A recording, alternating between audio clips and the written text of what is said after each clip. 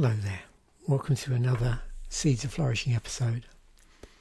So in today's episode I'm going to be talking a little bit about phenomenology. So as you know from some of the Seeds of Flourishing episodes so far, I'm taking a bit of a walk, bit of a ramble down consciousness studies, and as a result of my mental musings this week, I've ended up in Phemomenology. So this episode is going to be a little bit about phenomenology and, a few pointers if you're interested in going, in a nice walk down the avenue of phenomenology. This is very much going to be a top-down approach. And I'll talk a little bit about some methods I've been using this week to just help me remember a few things that I've been learning or revisiting, because I have visited phenomenology previously, but it's been a number of years ago. And I suppose it is inevitable that you end up at some point down this particular avenue when you explore experience and consciousness. It's going to come up at some point. So from a philosophical point of view, what is phenomenology? So let's just look at the Wikipedia article, a couple of sections in here. So phenomenology is the philosophical study of the structures of experience and consciousness.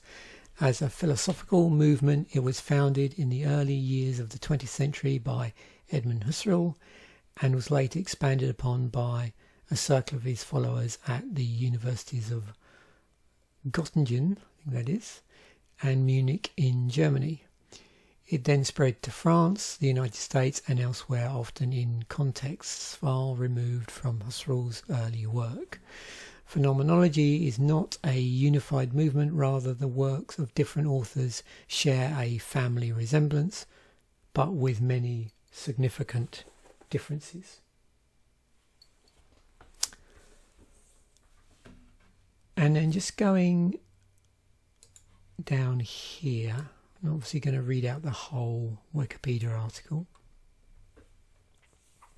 Phenomenology in Husserl's conception is primarily concerned with the systematic reflection on and study of the structures of consciousness and the phenomena that appear in acts of consciousness.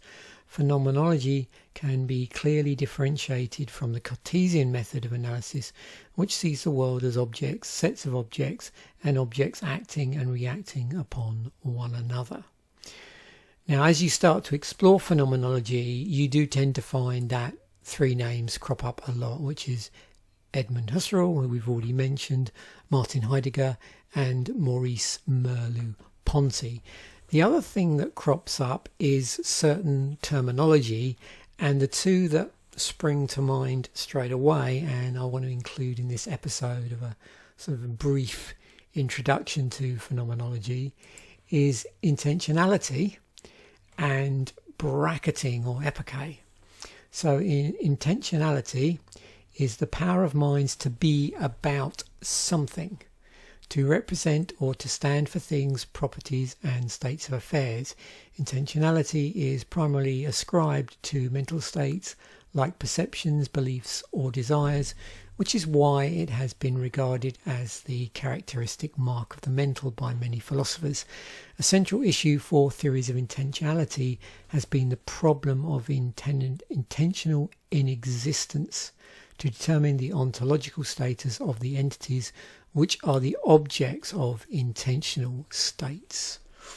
So there's this sort of relationship or dance, for want of a better word, in phenomenology between perception of a thing and the thing that perception is about, and what is the ontological status of that as entities, but also what is that relationship, and how do we think about that relationship? Is there anything we need to put to one side or think of in a different way, and abandon certain ways of thinking that might get in the way of that? And that's where bracketing comes in. And I'm just going to give the Wikipedia definition here, but there's one word of warning with bracketing. I would suggest, before you embark on any phenomenological readings about phenomenology, you really understand exactly what the different perceptions are of bracketing by different writers on phenomenology, and try and see if there is a commonality there. Because the danger with bracketing is that in bracketing of something, and I'll explain exactly, or read out exactly what it says here about bracketing, you may inadvertently remove the very thing or one of the components that you need to be thinking about. So bracketing, and there's a number of different other terms that mean the same thing. The one that I'm most familiar with is Epoché. So bracketing is the preliminary step in the philosophical movement of phenomenology. So that's why it's really important to understand exactly what you're supposed to be doing when you do bracketing or Epoché. Describing an act of suspending judgment about the natural world to instead focus on analysis of experience. So you're not suspending the natural world, this is where people get confused. You're suspending judgment or judgments about the natural world to instead focus on analysis of experience.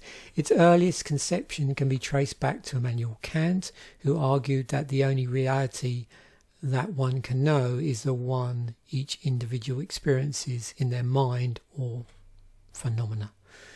Edmund Husserl, building on Kant's ideas, first proposed bracketing in 1913 to help better understand another's phenomenon.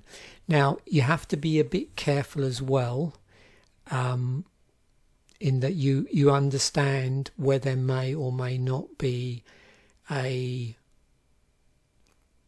disagreement's the wrong word, but some friction between the way Kant breaks down things into the phenomenal world and the noumenal world, and the implications in that particular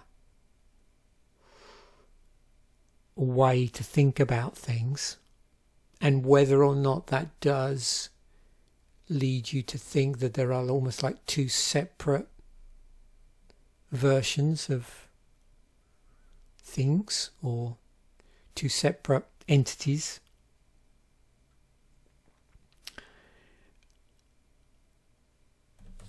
Or whether it's it's intertwined in some way. And a number of different writers on phenomenology have sort of wrestled with this relationship.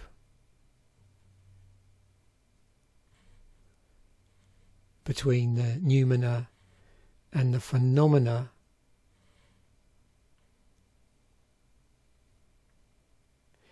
and it's actually quite good because it brings up this problem of, have people misconceived Immanuel Kant? Have they misconceived Husserl's take on how those relate and whether or not they're two separate things, or how bracketing works as well? So just a heads up warning there.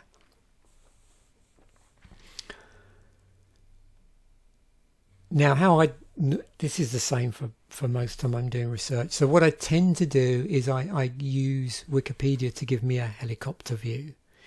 And I tend to do that a little bit with anything that's is this sort of wisdom or madness of crowd type information. And then I'll proceed to just use it to give me a rough, orientation, and to get a few general terms right in my head, almost like to preemptively prime my brain as to what terms to expect and what the arguments may or may not be around those definitions. And then I'll go on to sources like this. So there's the Internet Encyclopedia of Philosophy and the Stanford Encyclopedia for Philosophy, and both of those have articles on phenomenology. So I haven't got round to reading either of those yet, because at the moment, to give me a bit more of a sort of secondary resource helicopter view, I'm working my way through this book, which is Phenomenology, the Basics, because what I found with this book is it does really nicely highlight the frictions, if you like, within the whole methodological considerations of phenomenology, and whether or not there is agreement with the different authors or not, or whether people misconceive those disagreements, and whether or not there is some sort of wiggle room within the authors themselves. Like one time they say one thing and next time they go on to say something else. So yeah, I'm trying to get just again pre-prime my mental to try and do this. So at the moment, you can see I've just highlighted where I currently am. I've got this as an ebook, and what I'm doing, and this is a technique I learned when I was doing my postgrad way back in the mid-90s, but I've simplified somewhat for this. So something called the spacing effect. And there's lots of variations of this. You can make it as complicated or as easy as you like, but the idea is basically you space out your learning, your repetition, so that, just as an example, suppose you read something, a certain section on day one. You then review it, reread it, do whatever you need to do to sort of work your way back through that information in a useful way, beyond just simply rereading it on day two. And then a week later you do a similar process, maybe with slight variation, different method of reviewing, perhaps just something to just make it a little bit different than the previous one. But still you're going back through that information. So that's a week later. And then a month later you do similar sort of process again on that same section. And of course you're doing that across all the sections over the course of other days. So there's a deal of overlap there if you want it to be that way. It just depends on what time frames you're working to. So for me, when I was using it for my postgrad, obviously I knew when it started, I knew when I'd have to sit the exam with the Open University, because it was an Open University program.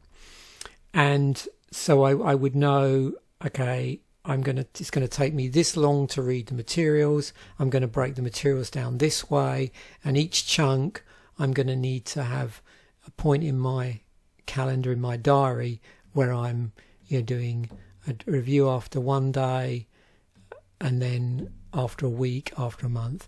And you can change those spaces accordingly. Like you could do a week, after a day, a week, 2 weeks, a month, and you can extend it out. if you're maybe trying this for something you've got to learn over a longer period of time, you could then do after the month one, 2 months or 3 months or whatever.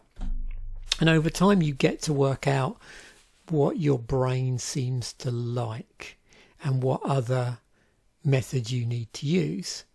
Now, obviously, when I was doing this for my postgrad, I was doing pretty rigorous note taking. So I'd read the information. On the day I was doing it, I'd be making notes. The following day, I'd be reviewing those notes, reviewing the original source as well. A week later, I'd be typing those notes up and just making sure I hadn't lost anything in translation, so against the original source material. And then a month later, I'd be distilling those notes into like a final draft that I was going to use for revision purposes before the exam. That sort of process. Obviously, for this book, I'm not using something quite so dramatic, but what I am doing is similar spacing here. I'm planning on doing so. What I do with this is I'm reading a passage the night before I go to bed, but with enough time that I know I'm going to read it without falling asleep. So it's on my mind overnight. Then I'm reviewing it the next morning when I'm nice and fresh, so rereading it. I've highlighted it the previous day and going back through some of the highlights. And then a week from that, I'm going to reread it again and review it. And then a month from that, same again. But what I do before I reread it, each time I reread it, is I go through and try and remember what I read on the previous occasion. So I always try and recall it now before I even attempt to reread it and just see where there might be gaps in my knowledge. And so that's basically my method at the moment. The idea is that I want to finish reading this book before I start to read the source materials, before I start to read Husserl, in anger, if you have what term you want to use it, but like a real in-depth reading, because then I've got the nice terminological, is that a word? Terminological understanding in place, and then I can get a grasp on the material a bit better.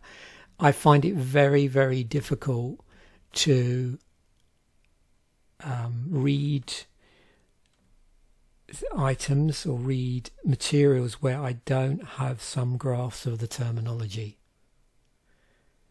Now, there are other methods that can help with that. I think, is it called QR3 or some method where you do a sort of very broad reading of the book, and that way you're able to jot down the terminology. And I could have adopted that here, or adopted it with the source material, but I wanted to give this way a try.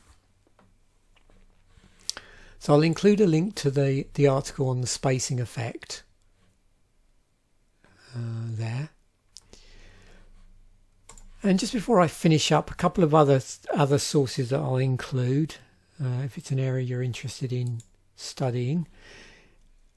In Our Time, it's one of my go-to things to listen to when I'm out walking and I'm not listening to music or just not listening to nature. And I've collected together interesting episodes alongside the Phenomenology episode. These are in chronological order, so you can get some idea how out of date some of the information might be. But it's basically episodes from the In Our Time series, which has gone on for years now, decades even, that I think, from my point of view, interest me in terms of the wider environment. So, we have things like brain and consciousness, neuroscience, artificial intelligence, existentialism, just as a postscript to phenomenology. I haven't included any of the episodes on Sartre or Simone de Beauvoir, or I think there is one on Camus, because at this point I'm more interested in the episodes that are more in the area of the mind-body problem, artificial intelligence, neuroscience, and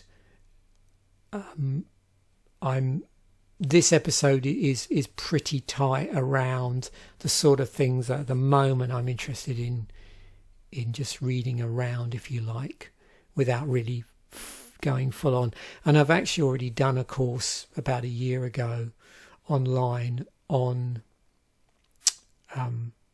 sorry, did I point to this one? I meant to point to existentialism. Sorry, existentialism. Sorry if I was a bit confusing there. I confused myself. So yeah, I've included this existentialism episode. So here they're talking about Husserl, Heidegger and Merleau-Ponty. In here they're sort of talking about links to the existentialist writers as well, and as we've seen already, if you read the article, there's an overlap here, not surprisingly. But like I said, I opted not to also include the episode specifically about the lives of Sartre or Simone de Beauvoir, people like that as well, which are also featured in our time. And the other thing I've done, and I'll include this in the descriptions, I may have mentioned it before, but I have this handy dandy little Python script I put together which interrogates the API for Wikipedia, and for a particular term, for a particular page on Wikipedia, in this case the Phenomenology philosophy page, because phenomenology is a term that's used in other disciplines. It goes through and based on what gets back from the API gives me I think it's the 10 here, the top 10 related articles, and then for each of those articles it gives those related 10. So it's just giving me again this helicopter view of surrounding subject areas that may or may not interest me, and I won't start going down this now, but it's really just queued up, ready, and also is a notice to me to say, keep a lookout for some of these terms when I'm reading the source materials and seeing if they get ticked off. And if they do, then maybe I should read about this a little more. Already I'm seeing this term coming up, life world. And I see here there's a connection between Alfred Schütz, who I must admit I don't know much, if anything, about. Clearly I should do, because there seems to be, according to Wikipedia, some connection here. And at the moment I don't understand the whole space of phenomenology to recognise names beyond the ones I've already highlighted in this particular episode. So I will copy that into the body of the description. I think there's enough room in a YouTube description to do that. So thanks once again for listening. Bye for now, and I will catch you in a future episode.